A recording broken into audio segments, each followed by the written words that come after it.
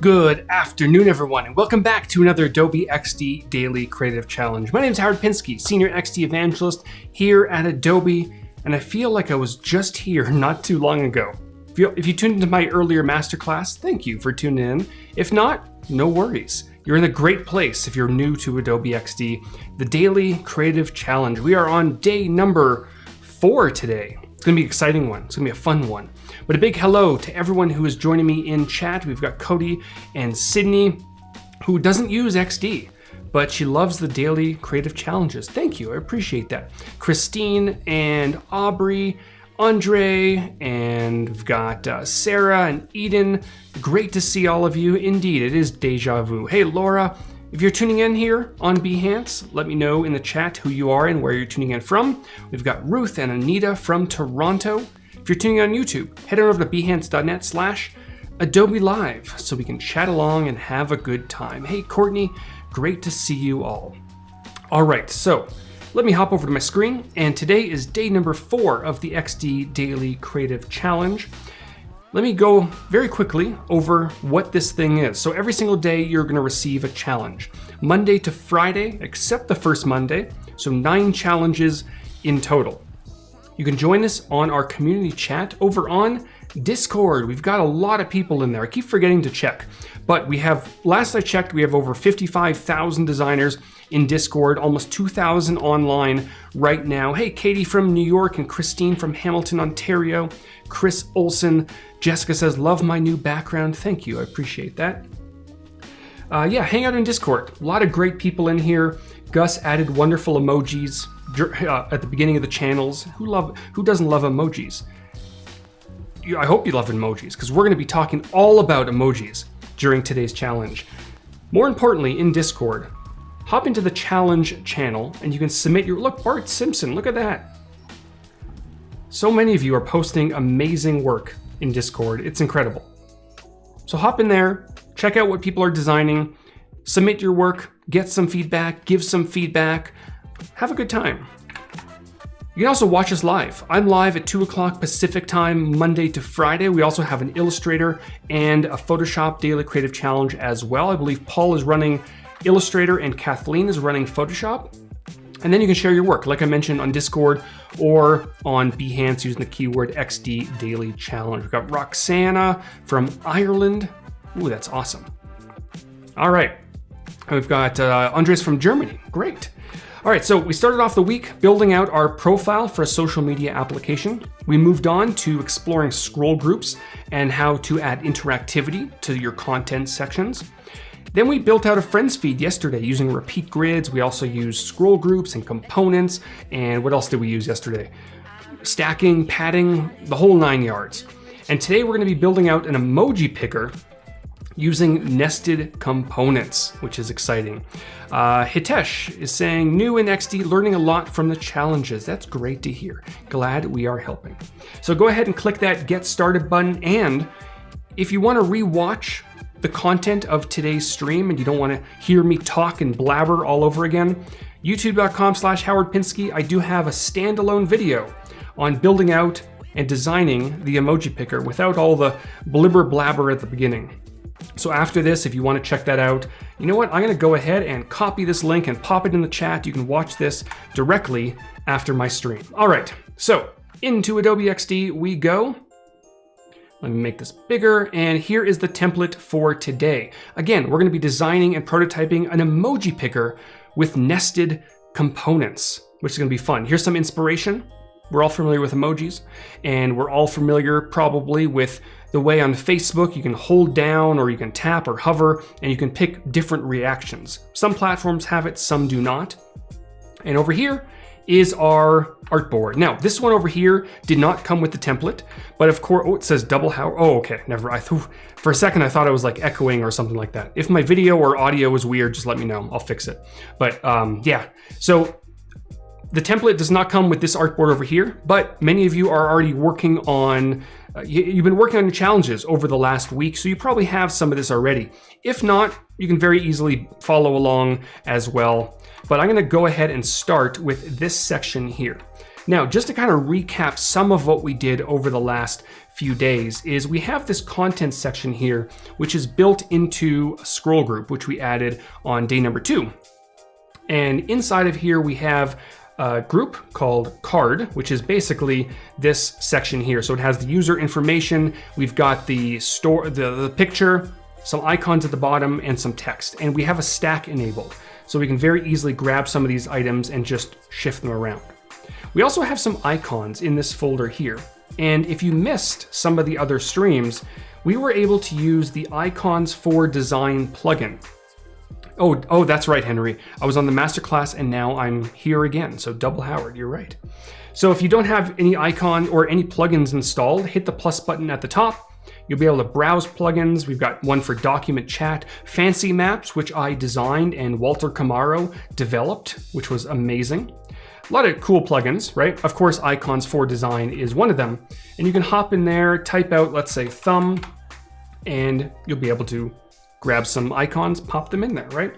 But what we want is we want to build out something that allow you to hover over this thumb and then choose various emojis. So what we're going to do first, if I hop into my layers, is I am going to grab my rectangle tool, shortcut key R, and drag one out. Now, you're noticing something. It's pushing everything away, right? It's doing that by design because this is inside of a stack. And what is, oh, Chris loves the fancy map plugin. Thank you, appreciate that. What's happening right now is, inside of this group, these two objects, this one, this image here, and this group here that we just modified, we're expanding that group. So the contents, and if we were to grab this and move it down, it's gonna push that contents down. And that's by design because it's in a stack. So what we're gonna have to do, just to make sure that we don't have that problem, is we're gonna make sure to we have these icons, right? And then we also have this image. And I'm imagining that the emoji picker, that container, is gonna go over top of this image. So we'll wanna make sure that this image here and the icons are inside of a group. So Command and Control G, I have them both selected, and I'll call this, I don't know, image for now. So now what we can do is we can grab our rectangle one more time and drag one out, and we don't have that problem, right? I'm gonna round out the corners completely. And then for this container, because I wanna bring in some of the wonderful colors of this shot in the background, we're gonna add a background blur, because of course we are, right? So I'm gonna go ahead and turn on background blur at the bottom right-hand corner, crank up that blur. We'll set the brightness around 0. We're gonna set a nice border, set it to white, and then drop the opacity. There we go. And what I might want to do is I might want to, darken it just a little bit or experiment with some of the, I can maybe make it a little bit brighter, maybe dark, or reduce this. Ooh, look at that. There we go. Play around with that background blur a little bit. That looks pretty fancy. And I can darken this color here, and you're noticing nothing's really happening right now. And that's because the effect opacity is at 0. So I can just crank this up just a little bit. So we have a little bit of that color coming on in. Now, of course, if you had a much brighter, more vibrant image back there, let me hop over to Finder. I've got some images here. I've got some images here as well. Let's see. Pop that in there. So you're noticing it's a very different feel. So depending on what's behind there, and that's one of the benefits of using the effect opacity, is you're bringing some of that color back in, so you're left with a very subtle background blur. It's kind of nice. Roxana says, I'm in love with background blur. I know, I can use background blurs on just about everything. All right, so we've got our container looking pretty good. I would probably consider making a few small changes, but for now we're gonna leave it as this. Now, we need some emojis. Various ways to add emojis in XD. But one way is, if I hop back over to Finder, I do have from Adobe stock, I've grabbed this lovely image of a bunch of emojis. And it's an Illustrator file, but I can drag it directly into Adobe XD. And I can start grabbing these emojis and bringing them on over.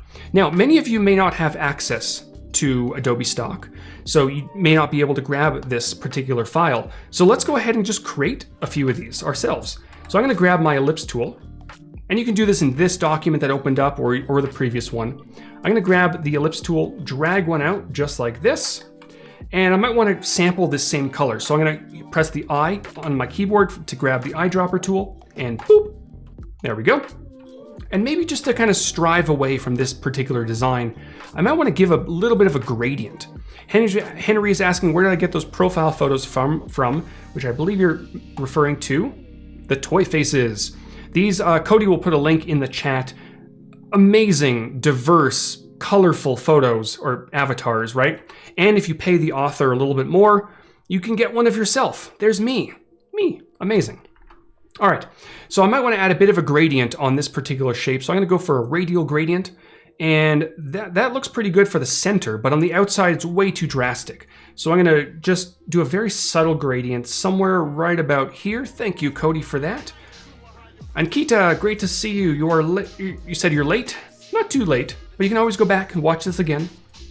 Now, on the inside of this shape, we may want the heart. So to do that, we're going to use one of my favorite Easter eggs in Adobe XD, although it's the only Easter egg in Adobe XD, but that's fine. I'm going to grab the polygon tool right here on the left-hand side, whoop, draw one out, and then inside of the properties inspector right here, we're going to enter less than 3 and press return. Bam, we've got a heart. Look at that. Put some hearts in the chat if you didn't know that existed. It's the best thing ever, right? And there you have your first emoji. Now we can do the exact same thing for this one. So we can just duplicate this over. Actually, I don't need that heart. Duplicate this over. We can change the color on this. Let's go for, I don't know, a nice blue. Ooh, look at that blue. That is a fancy blue. Now for the thumb, I'm not going to sit here and create the thumb myself because we have access to plugins, right? Like I just showed you. Plugins panel, icons for design, thumb, if I can spell it correctly. Nope, I still can't spell it. Whoa, okay. I got a new keyboard recently, and yeah, not used to it yet. Look at all, ooh, look at that. Look at all the hearts in the chat. All right, so we got a thumb right here. I can click on that, load that in there, make it a little bit larger, and change the color to white. And if you want to, you're noticing on these particular emojis, there's a little bit of a gradient as well. You can do something very similar. So you can do a linear gradient, and maybe the top color is gonna have a little bit of gray in there, and the bottom color is gonna be white. I don't know how I feel about it. It's fine. It'll do the job probably. Although I think the gradient in the background's a little bit too drastic. Just like that. There we go.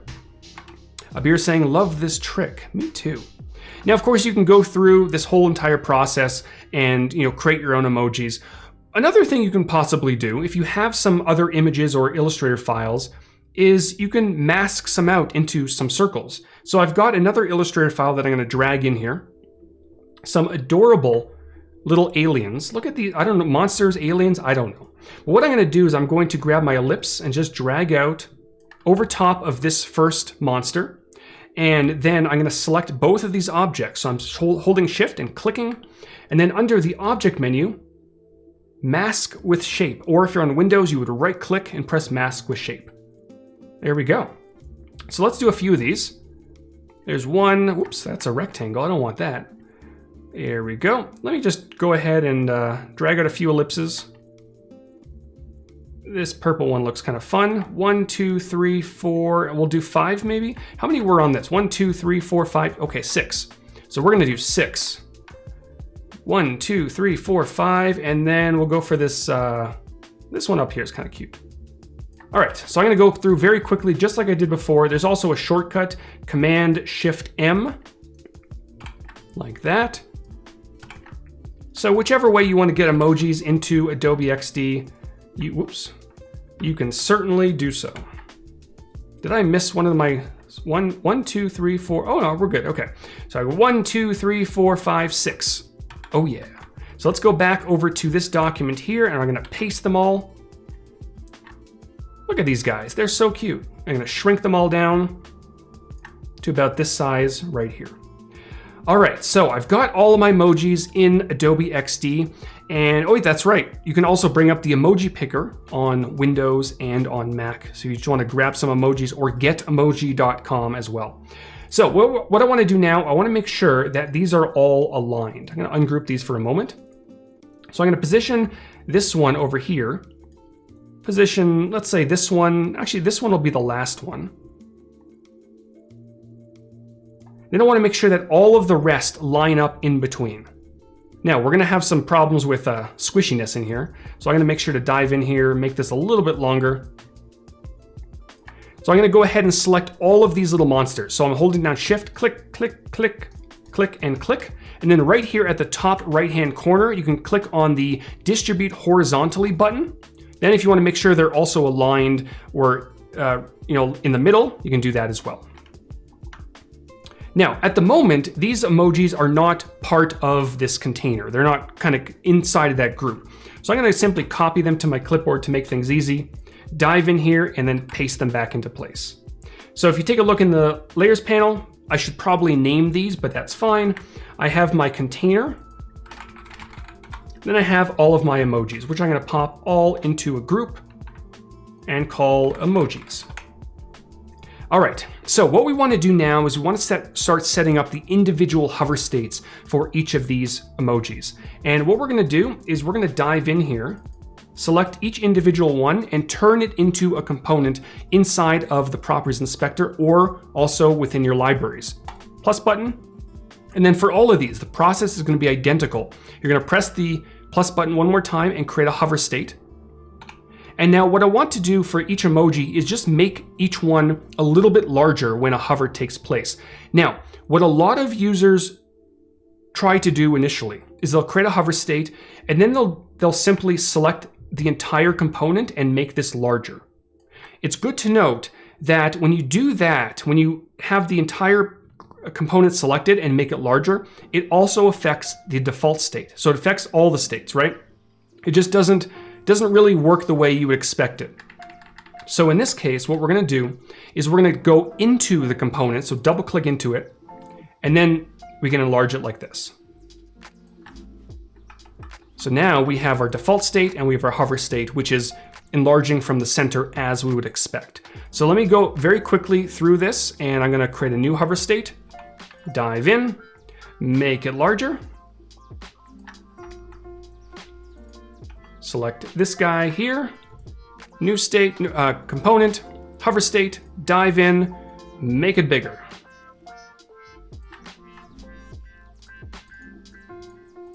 This one over here, plus, hover state. There we go. Latoya is asking, why is it so important to name your layers in XD versus Photoshop?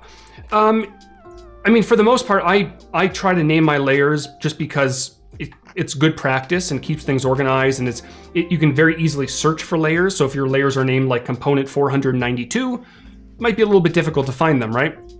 However, one of the other benefits of naming layers in XD is so that if you are working with auto animate across multiple artboards, then XD will know exactly what you want to animate. So if the layer names are the same, it's going to know. If the layer names are not the same, then it's going to be a little bit more difficult for XD to figure that out. All right, so what we've done, we've gone ahead and we've created little hover states. So if I press play and down here at the bottom, I can hover over each of the emojis. Now you're noticing, because auto animate is on by default on these hover states, there's a little bit of a delay. So I hover and it goes away and then it comes back. If you're not too worried about animation and watching it grow and shrink, then what you can do, you can actually hop into prototype mode. I'm going to select all of these components at once. Even though they're different components, I can select them all at once and then edit the interaction of all of them. So instead of auto animate, I might just want a simple transition and no animation. So now if I press play again, let me zoom in here. We can just hover very quickly and just see all of them just like that. Look how cute those are. Now, of course, what we also want to happen is we don't want to see this emoji picker all the time, and we don't want to see it initially. We want to be able to hover over it. And I will point out that hover is typically not available on mobile devices except for iPads if you're using a mouse. But for the sake of this, to kind of simulate maybe a hard press or a long press, we're going to set up hover on this. So we want these emojis to kind of show up when a user hovers over this thumb icon. So what we'll want to do is we want to place all of this into a group with that thumb. So I'm going to go find that thumb, which is right here. And I'm going to drag this out actually into right there. And I want to make sure to select the emojis and the thumb layer. So I have all of this selected. And I'm going to turn all of this into a single component. So plus button one more time. I'm going to name this just because it's driving me crazy. There we go. So now we have a component. And then inside of this component, we have our emojis, which are nested components. And what's nice is we can, as of Adobe Max last year, is we can now have nested hover. So what I'm able to do with this emojis picker is on the initial state, I don't want the emojis to be seen. So I'm going to simply grab the opacity and drag it down to 0. Next, what I'm going to do is on that main component, I'm going to press that plus button. I'm going to create a new hover state. We can keep it as hover state. And then I can dive in here and make the changes. So in this case, I'm going to take the emojis and drag them on up. And maybe I'll just rotate the thumb just a little bit. Why not, right? And what you can also do if you want to is on the main state, is you can kind of play around with, let me actually bring this back up, is you can, if you do want the animation to actually happen, you can maybe like move some of these down. Oops. Now don't worry, because the stacking is taking place, but when we actually hide it, it's not gonna show up. So don't worry too much about that. This may work, this may not work, I don't know, we'll see. We'll see what it looks like, right? So there's our default state. And then if we go, we have to make sure to turn the opacity down to 0. And then in our hover state, we want to make sure just to line everything up again. That's why I should have probably done the rearranging first, but there we go. Perfect. Whoa, where'd they go? I lost my emojis. That was fun. Where did they go? I must have something else selected. I don't know. I lost an emoji. Does anyone see my emoji? There's one of them missing. Where did he go? That one's missing. Where is it? Oh, hello. I don't know why it was up there, but I found it. My emoji escaped. All right. That's better. Okay, so we have our default state, which is right over here, and we have our hover state.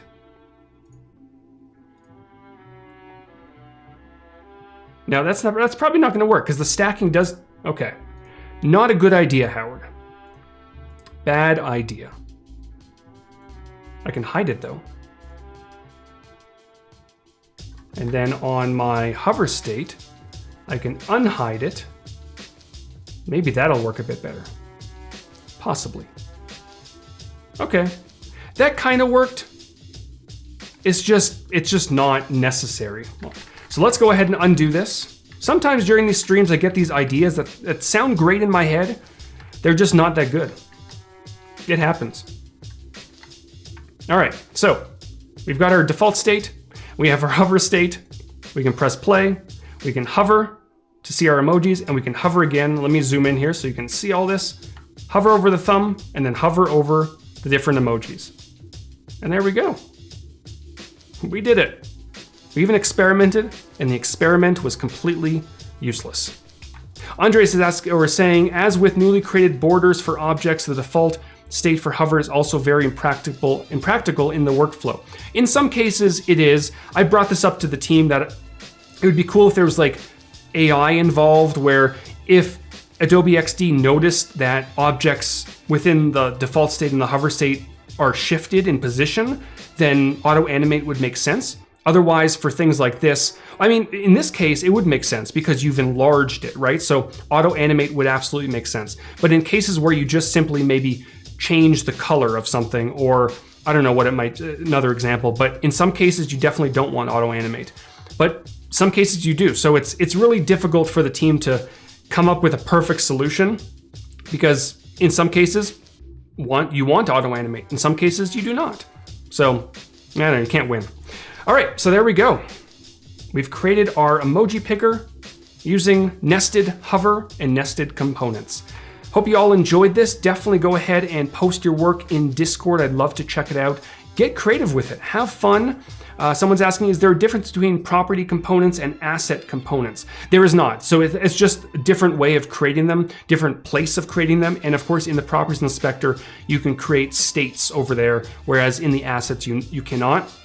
But same components, just different. You can just create them in different locations. So big thank you to everyone who has joined me this week. I will be back next week with more daily creative challenges, and have a great weekend, everyone. I'll see you all later.